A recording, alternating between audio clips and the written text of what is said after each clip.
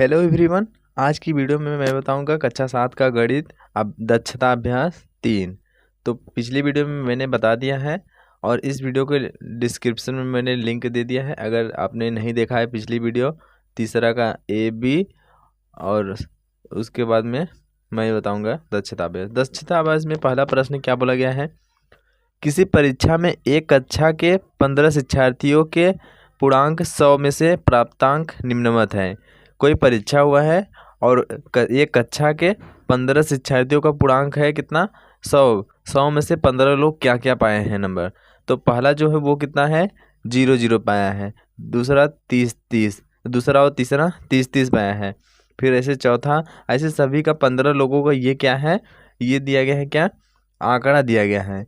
तो इसको बोला गया है कि क्या समांतर माध्य ज्ञात करना है। जो प्राप्तांक ये क्या है, 15 लोगों का प्राप्तांक है किसी विषय का, तो ये प्राप्तांक का समांतर माध्य निकालना है। तो समांतर माध्य का हमने फार्मूला बताया है, क्या कुल पदों का योग बटे कुल पदों की संख्या। तो जो कुल पद है हमने सबको उसको जोड़ लिया है, यहाँ से यहाँ तक जोड़ने के बाद कितना आएगा 600 और कुल पद कितने हैं 15, तो 15 से भाग कर देंगे तो उत्तर कितना आ जाएगा 40। तो ये पहले का उत्तर हो जाएगा। अब हम बात करते हैं प्रश्न दूसरे की। दूसरा में क्या बोला गया है, 10 बालिकाओं के भार किग्रा में क्रमशः दिया गया है और इनके भारों का समांतर माध्य। 10 बालिकाएं हैं और उनका भार किग्रा में दिया गया है और उनका क्या निकालना है, समांतर माध्य 10 बालिकाओं का। तो फिर से यही फार्मूला लगाएंगे, फार्मूला यही कुल पदों का योग बटे कुल पदों की संख्या। तो 10 बालिकाओं का भार दिया गया है तो सबका आपस में जोड़ देंगे। तो सबका आपस में जोड़ेंगे तो कितना हो जाएगा 381, और 10 बालिकाएं हैं तो 10 से भाग, कुल संख्या कितनी है 10, तो 10 से भाग कर देंगे तो कितना उत्तर आ जाएगा 38.1। ये क्या आएगा केजी, किग्रा में आएगा, जिसको बोलते हैं केजी। ये केजी में उत्तर आ जाएगा। तो इतना केजी ये क्या समांतर माध्य हो जाएगा। तो अब बात करते हैं तीसरा प्रश्न की। तीसरे प्रश्न में क्या बोला गया है, निम्नलिखित सारणी में 50 शिक्षार्थियों का भार किलोग्राम में दिया हुआ है, उनके भार का समांतर माध्य ज्ञात कीजिए। अब यहाँ इसमें दिया गया है क्या 50 शिक्षार्थी हैं और उनके भार का क्या दिया गया है, किलोग्राम में दिया हुआ है, और जो भार है सभी का क्या समांतर माध्य निकालना है। तो समांतर माध्य मैंने इधर निकाला है, देखिए मैंने क्या निकाला है, यहाँ बारंबारता दिया गया है और केजी में दिया गया है।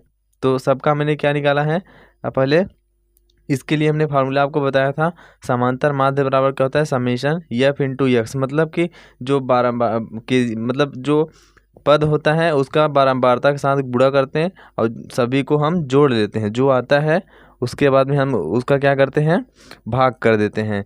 किससे भाग करते हैं, मतलब जो बारंबारता होता है उसका योग से। तो ये योग होगा, मैंने यहाँ पर लिखा है सभी का। पहले मैंने लिखा है क्या, ये ऊर्ध्वाधर लिखा है, वो 36 में दिया गया है और मैंने ऊर्ध्वाधर में लिखा है।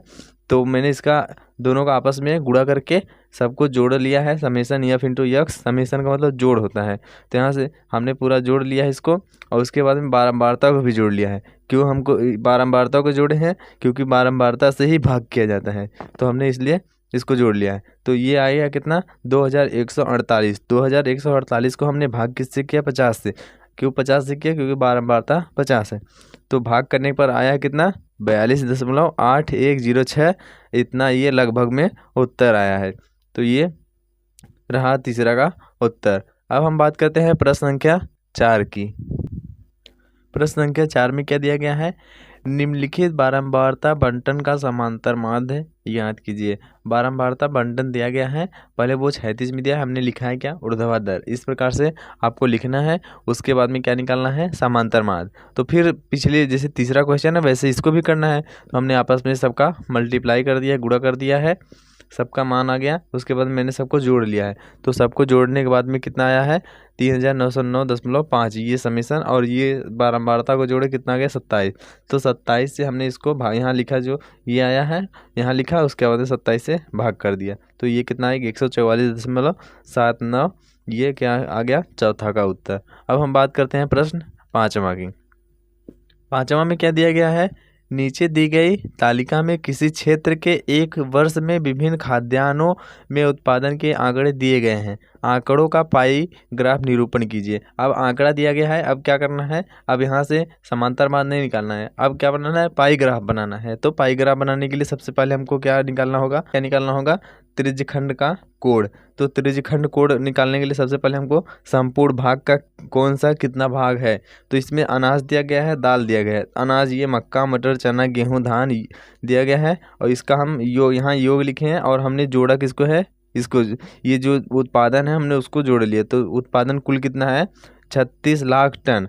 ये बोला गया है उत्पादन जो है लाख टन में है। तो ये मक्का है 4 लाख टन, मटर है 4 लाख टन, चना 6 लाख टन, गेहूँ 10 लाख टन, धान है 12 लाख टन। तो सभी को जोड़ेंगे तो कितना आएगा, 36 लाख टन। और इन सब में कौन कितना भाग है, मतलब कि ये 36 पूरा है तो मक्का 36 का कितना भाग है। तो हमने 4/36 कर दिए, काट दिए तो कितना आ गया, 1/9। वैसे ही ये भी 4/36 कर देंगे तो ये कितना आ जाएगा, 1/9। ये दोनों बराबर, तो ये दोनों बराबर। उसके बाद में ऐसे ही सबका हमने क्या निकाला है, संपूर्ण भाग का कितना भाग है। तो उसके बाद हमने क्या निकाला है, त्रिज्यखंड का कोण। त्रिज्यखंड का कोण निकालने के लिए हम 360 का गुणा कर दिए हैं। तो हमने फार्मूला इसका बताया है, पाई ग्राफ में क्या होता है, संगत मान बटे कुल मान गुणे 360। संगत मान ये जो हमने लिखा, संगत मान बटे कुल मान, ये संपूर्ण भाग का जो भाग होता है, ये वही चीज़ हमने लिखा हुआ है। तो हमने यहाँ से सबका निकाल लिया है। तो यहाँ से हमने त्रिज्यखंड का कोण भी निकाल लिया। 360 का गुणा कर देंगे 1/9 में, तो ये 9 से काटेंगे इसको, तो ये 9 चौक 36, तो ये कितना हो जाएगा, 40। वैसे ही इसका भी हम काटेंगे तो 40, तो ये 40 ही आएगा। और इसका 1/6 को हम 360 से गुणा करेंगे, 6 तहा 36, 6 से काट देंगे तो ये कितना आ जाएगा, 60। वैसे ही ये 5/18 है और ये कितना है, 360। 18 से काट देंगे, 18 दूना 36, 20 आएगा। 5 से गुणा कर देंगे कितना हो जाएगा, 100। और वैसे ही 1/3 है तो ये 12 से काट देंगे, 12 कम 12, ये 1 0 है तो 120 हो जाएगा। तो ये कितना हो गया, 120। अब इसको क्या बनाना है, जो अब पाई ग्राफ बनाना है। तो पाई ग्राफ मैंने बनाया है और इसमें हमने सभी को दर्शा दिया है। 40% मटर आया है, 40 अंश मटर आया है, 40 अंश मक्का आया है, 60 अंश चना आया है, 100 अंश गेहूँ और 120 अंश धान सबसे ज़्यादा आया है।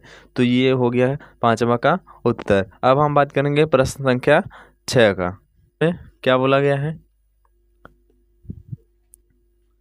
रविवार के दिन किसी बेकरी की दुकान में हुई विभिन्न वस्तुओं की बिक्री। कोई दुकान है, उसमें रविवार के दिन में कौन वस्तु कितने रुपए की बिकी है उसका दिया गया है आंकड़ा, और उन सब का क्या बनाना है, पाई ग्राफ बनाना है। नीचे दिया गया है त्रिज्यखंडों के केंद्रीय कोण ज्ञात करके सारणी बनाइए। सारणी बनाना है और उसके बाद में क्या बनाना है, इस सारणी का प्रयोग करके पाई चार्ट बनाना है। तो मैंने सारणी भी बनाया है और पाई ग्राफ भी बनाया है।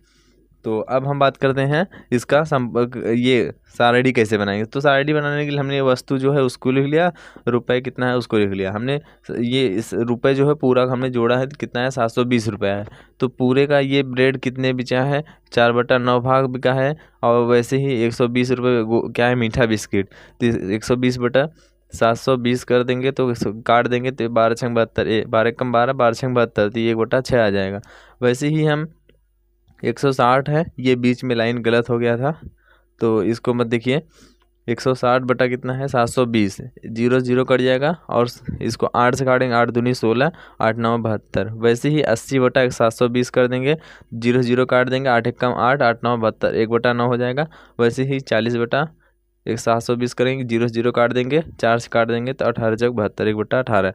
हम इसका क्या निकाल लिया है, त्रिज्यखंड का केंद्रीय कोण निकाल लिए। तो इसका कोण निकालने के लिए संपूर्ण का भाग और उसके बाद में गुणे 360 कर देंगे। तो सबका मैंने यहाँ से निकाल लिया। ब्रेड का कितना है, 4/9, तो 4/9 गुणे 36 कर 360 कर देंगे तो ये हो जाएगा कितना, 9 से काट देंगे, 9 चौक 36, 4 चौके 16, 160 हो जाएगा। और वैसे ही मीठा बिस्किट, नमकीन बिस्किट, पेस्ट्री, अन्य, तो सबका मैंने ये क्या निकाला है, कौन कितना अंश है। अब हम तो ये मैंने पाई ग्राफ बनाया हुआ है, तो कौन कितना है उसको मैंने इसमें लिखा हुआ है। तो ब्रेड कितना है, 160, ब्रेड 160 है। और मीठा बिस्किट कितना है, 60 डिग्री, 60 डिग्री बना लिए। नमकीन बिस्किट 80 डिग्री, 80 डिग्री। वैसे ही पेस्ट्री 40 डिग्री, अन्य है 20 डिग्री, तो अन्य को 20 डिग्री। ये हो गया छठवां का उत्तर। उम्मीद करते हैं कि आपको वीडियो पसंद आया होगा। अगर वीडियो पसंद आया है तो वीडियो को लाइक शेयर सब्सक्राइब जरूर कीजिएगा और अपने दोस्तों के साथ ज़रूर शेयर कीजिएगा।